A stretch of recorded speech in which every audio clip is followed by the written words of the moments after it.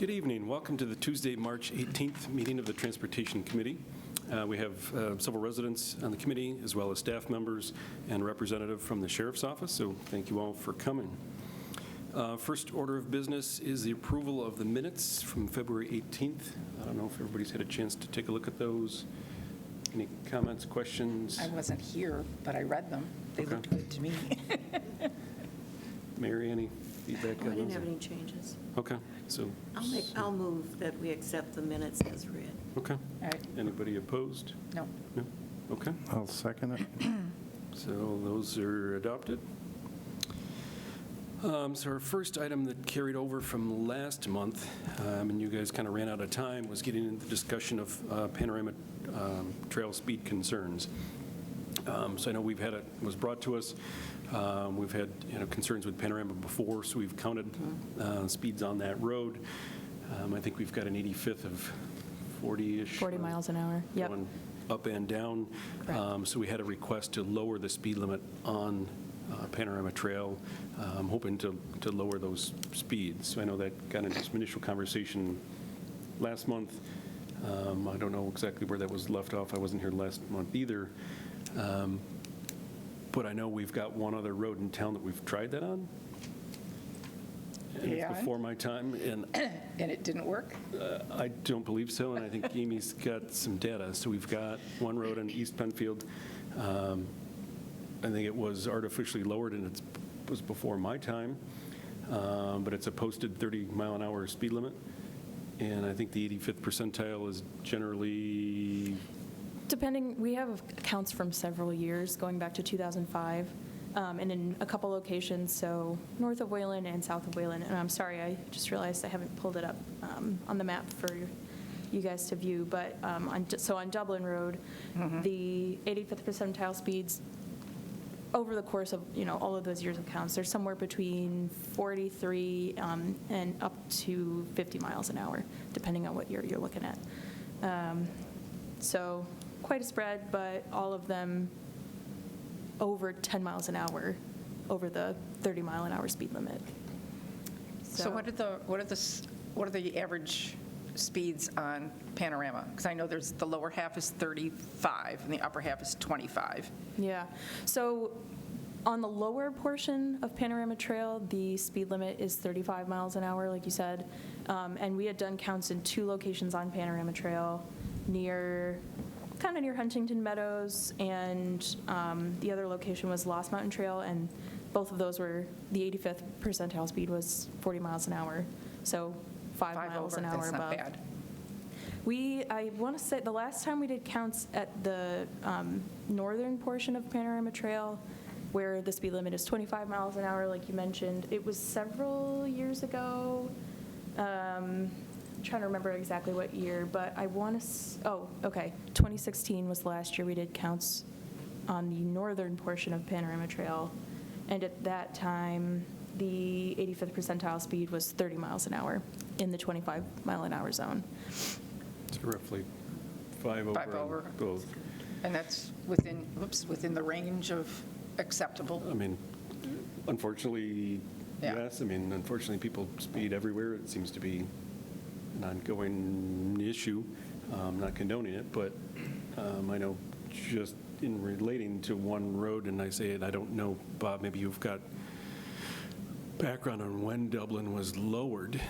It's been longer than my time, I believe, so it's been more than 20 years. So I know we get that request often, but just to lower the speed limit, and I think that conversation came up last time, people tend to drive the speed they feel comfortable. Right.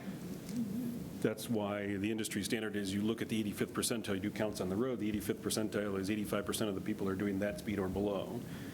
It's kind of a backing into the speed limit, but that's typically how, it sounds awkward, but how the state and the county set the speed limits on the road is backing into the speed limit based on what people feel comfortable. Dublin Road, and Aimee pulled up the counts on there, was lowered to 30 miles an hour on Dublin Road. I think there's one section, maybe 35 at the lower end or something. I looked through Google Maps. I didn't It's all see 30. anywhere. at I one think point it's all 30, there yeah. was. So, but Yeah. that speed limit was lowered to 30 miles an hour, and we're still seeing 45, 50, 43, not that It's a that's right, but straightaway.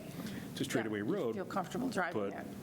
it was kind of artificially lowered to 30 miles an hour, and it doesn't show that people have, responded or complied with that. And I know the sheriff's office has posted cars out there, and I think they only issued one ticket the last time, and they sat out there for, quite a few days on it, and, we issued one ticket.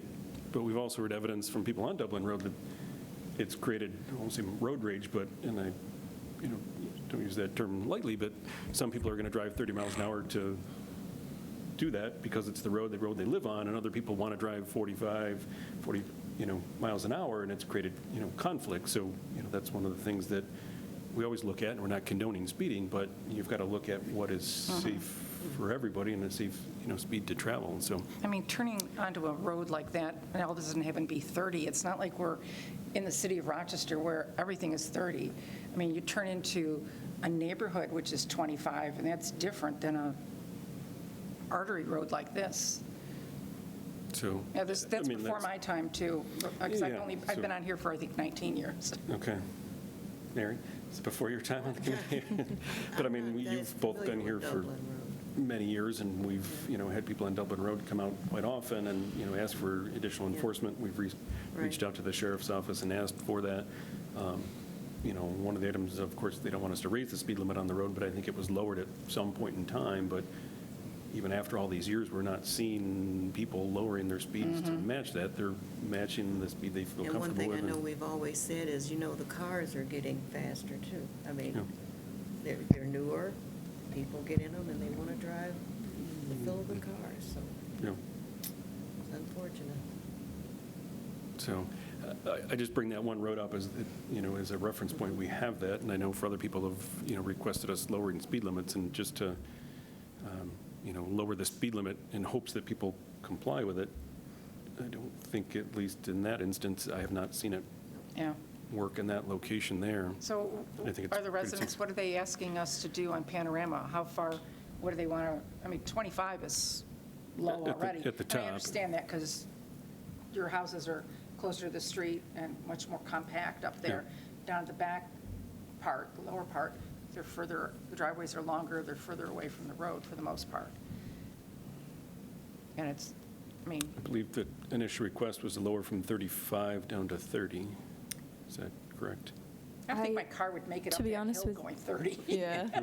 I don't know what the request was in the email initially, but at the meeting last month, I believe the request was for 25 miles an hour. For the whole road? Yes, I think so, yeah. Yeah, that's ridiculous. yes. That will cause road rage. And I mean, you change one problem for another. I mean, yes, Right. we're trying to slow people down all over, but now you've got some people doing 25, some people in the 85th. It seems like people are comfortable doing 40. That creates, more conflict and more, And more people will try and pass on that issue. road. Now you've Yeah. got somebody trying to pass on Yep. Panorama coming down, and, I think, unfortunately, that may change one issue concern for another. Yep. Everybody, I'd recommend that we leave the Agree to that. speeds where they are. okay. Doesn't seem like they're being abused. And if it becomes an abuse of speed, and as we continue to monitor, obviously that's why we have the sheriff's office here, and we can Yep. request them to go out and, police that area, put some additional, enforcement on that. Mary, you concur with that? I agree with that. Okay. So I think at this time, we'll keep it as posted, continue to monitor as we do. We can put the feedback card out, and we were just talking before the meeting with our DPW director, we've got that card available, and, we'll start to route that around this summer. That's always a good feedback. I know the sheriff's office has one as well, and they've been kind enough to, they've got more than us, to route it around, but they've been kind enough to share that. So we'll, we always have an ongoing list of locations to, excuse me, to deploy that during the summer, remind people of the speed limit, put people in check. I know springtime, everybody gets their cars out, and I know that sheriff's office has extra patrols out to, can keep people, aware of the speed limit as spring comes. But okay. So second item was request for the speed feedback unit and/or signs. So one, we've got the portable unit. But I think we've got some older units that we're looking to get those back in action. Hopefully, we could look at, even temporary feedback units at the kind of the bottom of the hill. And I know we talked about this a few years ago in select locations. I don't think it'd be permanent, but at least it could be a pole-mounted sign that would stay up maybe for a few weeks, top and bottom, and then I know provide some some of them, feedback. aren't those usually solar-powered? And Those are solar-powered, and Panorama's really shaded in this. we'd have to look at where and, where to put a post and have the, solar-powered. I know some communities have them fixed and they're permanent, and they always stay there. They probably have a hardwired connection to it. But I think initially, maybe we could look at, posting them for a few weeks, see how that goes, and, what the feedback is on those, and then, those could be, moved around town. I don't know if the group is supportive of that, but obviously got to work with Bob and his crew of getting those kind of back in action, see if we can get those up and running this summer, based on how those work. If they work, great, we'll keep using them. If they don't, then budget season's coming back around, and I think that could be an ask either from your department or my department to, acquire some additional units, through the town board budget season to, deploy those next year. Yeah, I think we got, 4 of them, I think. So, Yeah, I think we got them, and then they never Yeah, they never used them, got so. utilized, so I don't know if they're outdated, but if you can put that on your action plan to get those. Yeah, up and running we've and- looked into it. It's just a matter of getting the serial numbers and the model numbers, and then they'll send us the PDF and all that, and how to set them all up and do them all. So it's just a matter of a little computer work to do them. We should be all right. Okay. Okay. Everybody's okay with that? We'll look to rotate, those in. Those would be a semi-permanent, a little more than just a feedback cart, which stays out for a week. The battery kind of runs down. We got to bring it back in and charge it up. But with the solar powered, I think we can keep those out a little bit longer and maybe rotate those around town, but help to, again, remind people of the speeds on Panorama and hopefully keep those Okay. down. Okay. Any other discussion on those 2 items? Okay. So our next item is Meadowview Drive speed concerns. Yes, this came in as a resident concern of speeding recently. Just to orient you, Meadowview is south of 441, and we have Baird here, so we're looking at Meadowview. When I went back to look at our last set of counts, they were in 2013, and at that time, the 85th percentile was 33 miles an hour, and I believe the speed limit is 25 miles an hour. So at this time, we'd be looking to put down the counters again to just get more updated data. And hopefully with the weather warming up, we'll be able to do that in the spring. And we'll probably at least wait till April just to make sure Bob doesn't scrape them off the road. Yeah. We've got, I know when people watching or whatever, that the state has some new units, and maybe we look to those as well. They've got some pole-mounted units around that, just collect from radar from the side of the road. Ours are the older ones that Yep. we've got to tape them down to the road, so one, we got to make sure they stick. Wet and cold weather don't usually work too well with tape. And also snowplows and traffic tubes don't work too well together either. So Yeah. once we're out of salt scraping season, I hope we are, but Is this being- we can start to put those down again and gather data ahead of our next meeting. Is this being used as a cut-through from 441, or is it just like I think it's neighbors just- that have gotten, some kids have gotten their license and they're driving like crazy? Because it's like, Yeah, I don't know where you'd cut through Yeah. to. I know, I think you it's have just to know your way around. I think it's just a feeder back into the neighborhood that Yeah. maybe instead of coming off of Baird, you can come down that and feed into the neighborhood, but I don't know what there's, at least to me, I don't live there, but I don't see it as a shortcut to anywhere that's No, going to get there it's probably neighbors, faster and,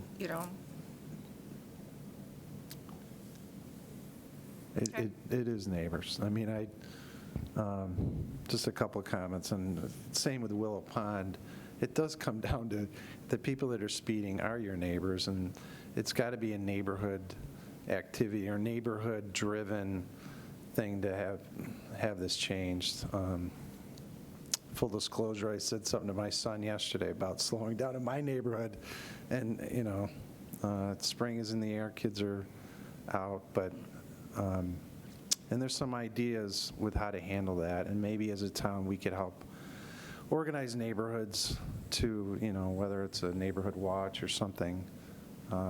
Sheriff Baxter, we're getting together for lunch in a couple days, but the last time I got together with him, he has some interesting ideas, the Sheriff's Department, Zone A, on some things that residents can do, and we can talk about that, and I'll bend his ear, but he's even loaned a radar gun to neighborhood and told me he'd write some nice letters to residents saying, one of your neighbors caught your car on a radar going a little too quick, and you should consider slowing down, something to that effect.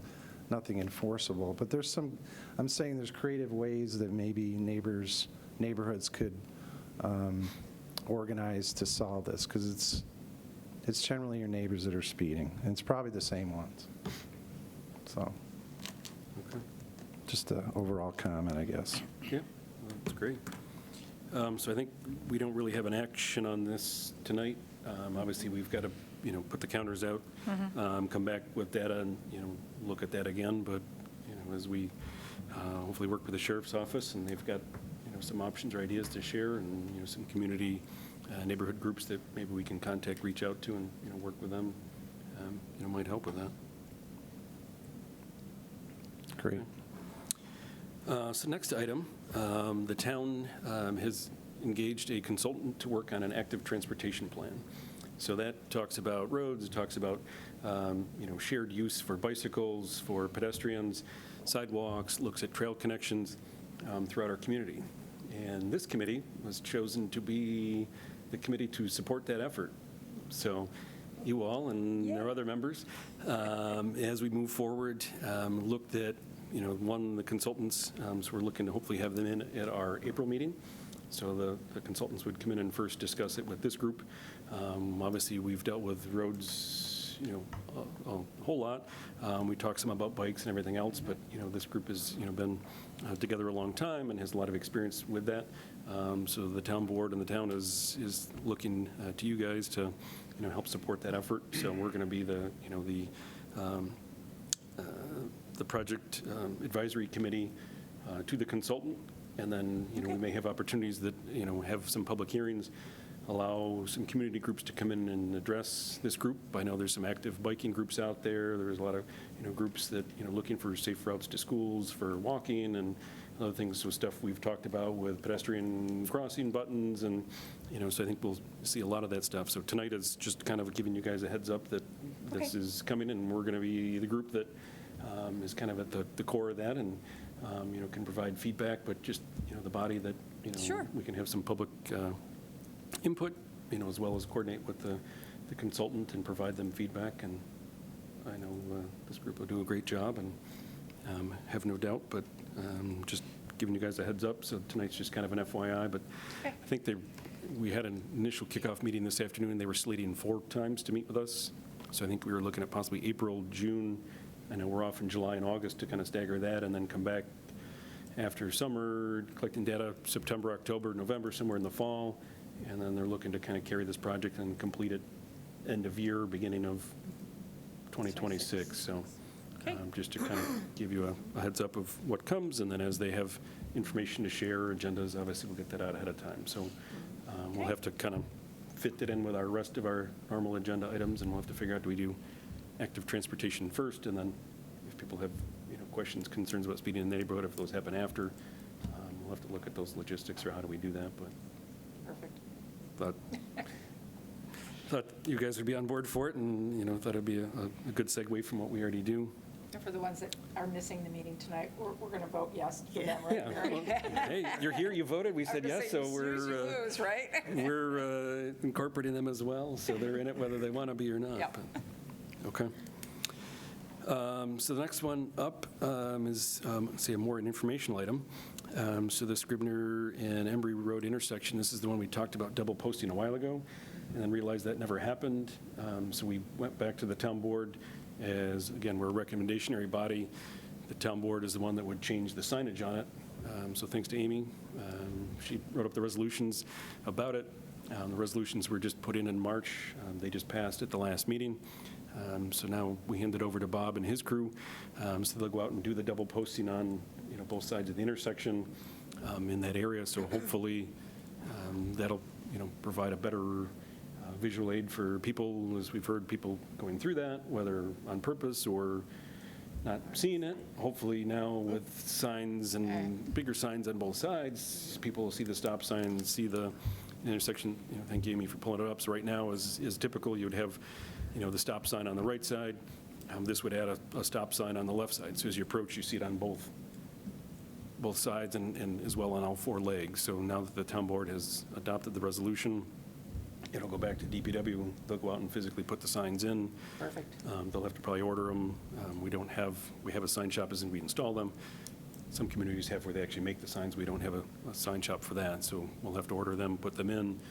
But hopefully that increases the visibility of those signs. That's kind of the next step. I know people have asked about a traffic light or anything else. We kind of go to this step first and then, make the signs bigger, and, there's escalation as we've talked about it. I did notice about 7:30 at night, cars going north and south that did that California kind of stop, roll up, see no one's they coming, and rolled just it. kinda- Well, it wasn't quite even a roll. I think they just went through the stop Oh, the sign, stop so. sign's optional. Yeah. California stop on it. It was I want to, those big I was thinking they were going to slow, but then cartoon mallets, the big So- checkered ones that you could bang on a car. I want to stand there at the corner and do that to I people. wish I could, I was there more often, just so I could give you a sense of how many times people really do that. Yeah. But they really do, go right through those stop signs. That's interesting. Every once in a while, I'll see a sheriff's car. You must just,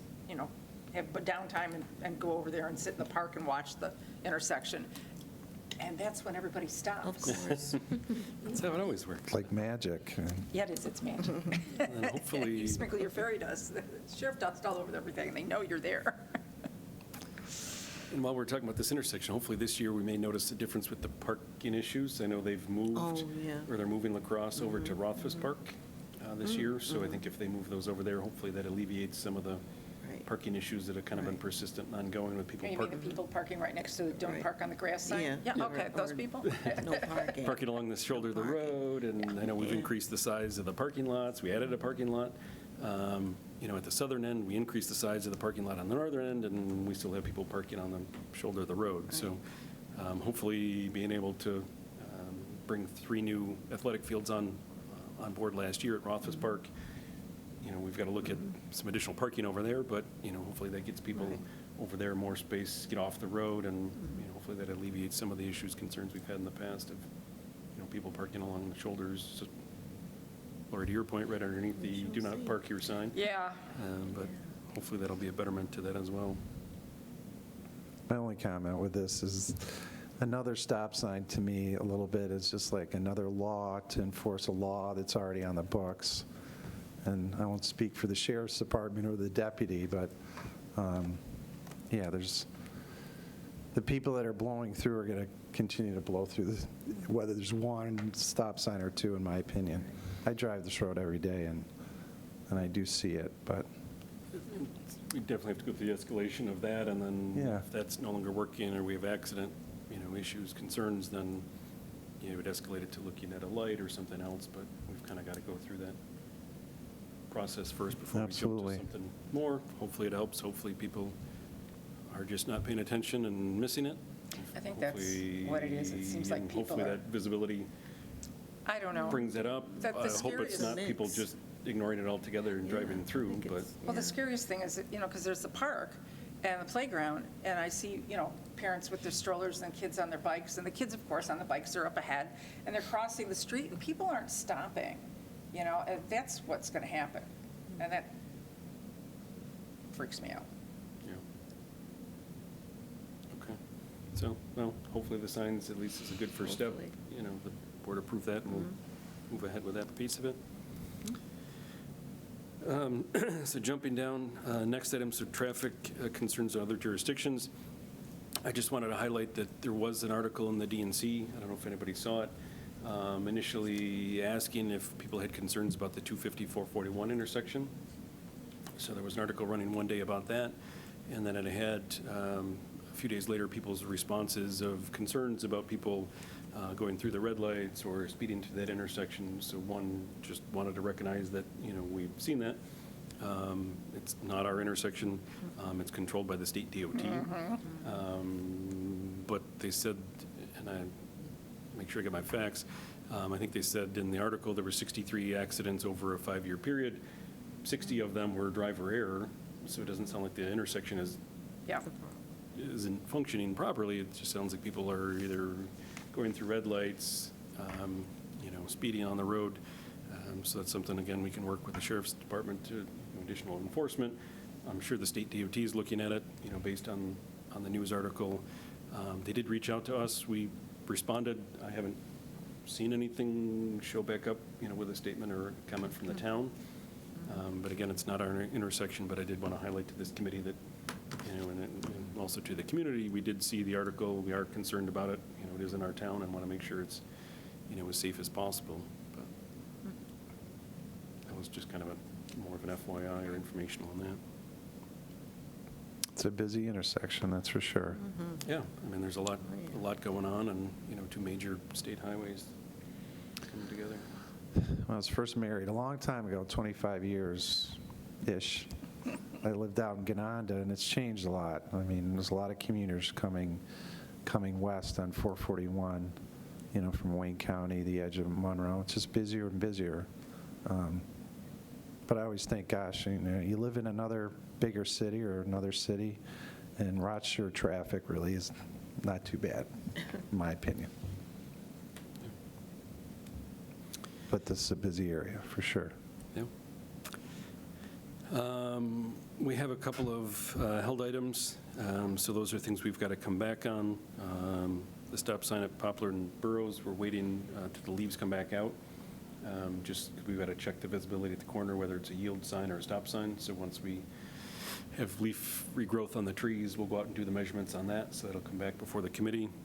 And then the Willow Pond neighborhood, we've got to do some counts, as discussed last meeting, feedback from the neighbors on that. So we've got some information we've got to gather on that. And again, wait for Bob not to plow them off the road. Anybody have any new business items to share tonight? Any items of concern? No, but I just want to mention Willow Pond, that